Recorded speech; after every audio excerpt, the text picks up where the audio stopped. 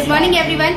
आज हम लोग बात करने वाले हैं 8, 9 और 10 को जो दिल्ली में लॉकडाउन लगा है G20 को लेके, उसके बारे में। तो आइए सबसे पहले बात करते हैं अंकिता से।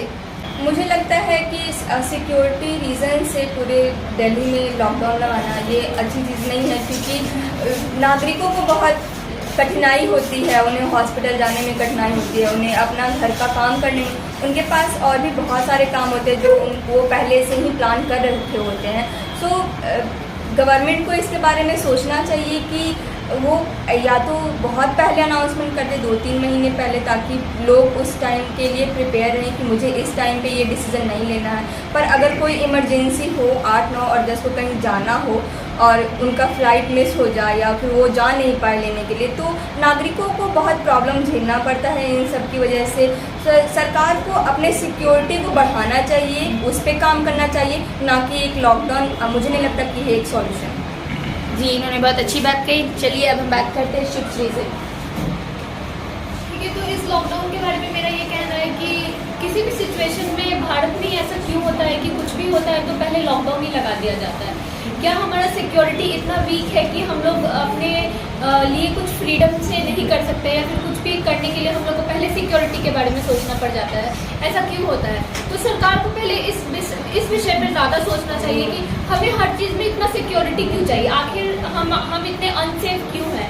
क्यों हमेशा डर रहता है कि कुछ गलत हो जाए? घटना से हमेशा बचकर रहना एक अलग चीज़ होती है, लेकिन अपना सिक्योरिटी लेवल भी तो अप करने का समय हो गया है ना। पिछले इतने सालों से हम लोग देखते आ रहे हैं कि जरा से कुछ बात होता है उस पर लॉकडाउन लगा देते हैं, पुलिस फोर्स की ज़रूरत पड़ जाती है, हमें सिक्योरिटी की ज़रूरत पड़ जाती है।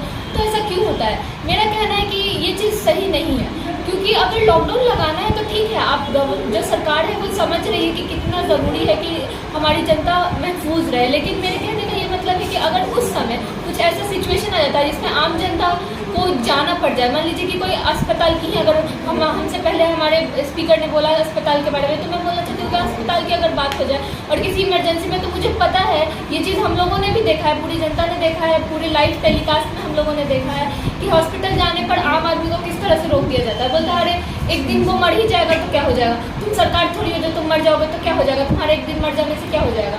तो ये सब चीज़ ना आम जनता को सुननी पड़ती है, और बहुत सारे केस में ऐसा भी होता है कि टीवी पर भी नहीं आ पाता है, लोग अंदर ही अंदर इस चीज़ को फेस करके और घुट के रह जाते हैं। तो लॉकडाउन अच्छा नहीं है इस हिसाब से मेरे।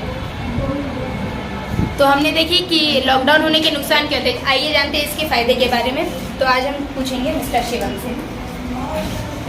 जी, ये तो मेरा नाम शिवम है। मेरे ख्याल से बिल्कुल सही डिसीजन है, क्योंकि देश के ऊपर कुछ नहीं आता है।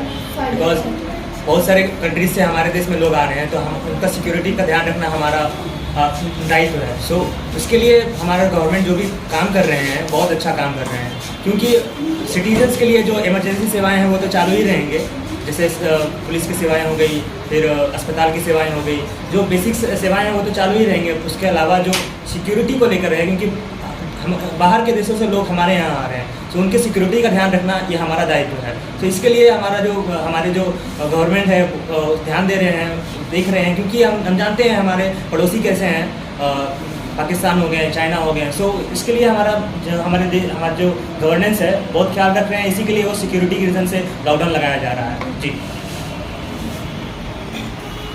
और मैं इसमें कुछ और पॉइंट ऐड करना चाहूँगा कि हमारे देश में ये हमारे देश के लिए एक बहुत ही बड़ा मौका है कि हमारे देश में बहुत सारे राष्ट्राध्यक्ष, अमेरिका के राष्ट्रपति जो बाइडेन, चाइना के राष्ट्रपति शी जिनपिंग और इत्यादि राष्ट्राध्यक्ष आ रहे हैं, और किसी भी देश के लिए बहुत ही बड़ा मौका होता है। भारत के इतिहास में शायद ये सबसे बड़ा मौका है, और भारत को इस राष्ट्रीय अध्यक्षों की सिक्योरिटी के लिए बहुत ही अधिक सुरक्षा उठानी चाहिए, क्योंकि हमारे पड़ोसी पाकिस्तान में यह चीज़ हो चुकी है कि जब वहाँ पे कुछ क्रिकेटरों पे बम ब्लास्ट हुआ था और उसे पूरी दुनिया से आइसोलेट कर दिया गया था।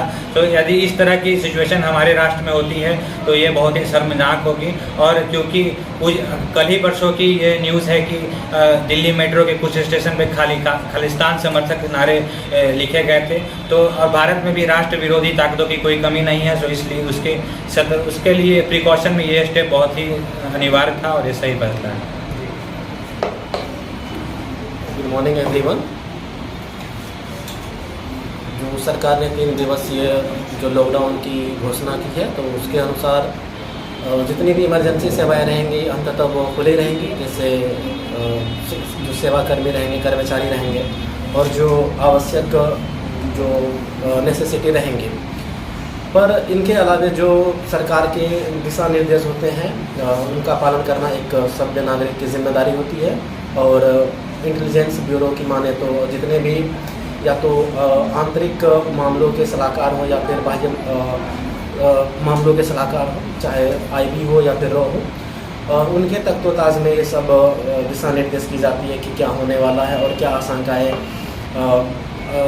आशंकाएं होती है। तो इसके मद्देनज़र जो सरकार ने ये फैसला किया है कि 3 दिन पहले ही कुछ दिन पहले ही ये घोषणा हो गया है G20 समिट होने से पहले ही। और चूँकि इसमें हर एक 19 देश हैं और एक यूरोपियन यूनियन, उनके सभी राष्ट्र प्रमुख आने वाले हैं, दिल्ली पहुंचने वाले हैं। तो ये एक भारतीय होने के लिए गर्व की बात है कि हम इसमें अधिक से अधिक सहयोग करें और जितना हो सके सरकार की मदद करें। मदद इन द सेंस कि जो भी उनके दिशा निर्देश हैं हम उनका पालन करें। और अंततः मैं यही अपील करना चाहूँगा हर एक से कि जो सरकार के दिशा निर्देश हैं उनको कृपया एक अच्छे नागरिक के नाते उनका सम्मान करें, उनको फॉलो करें। तो जैसा कि आपने देखा कि G20 और दिल्ली में लॉकडाउन को लेकर सबके अपने अपने विचार हैं। तो अब ये उस लॉकडाउन के बाद ही पता चलेगा कि इसका फल क्या था। तब तक के लिए धन्यवाद।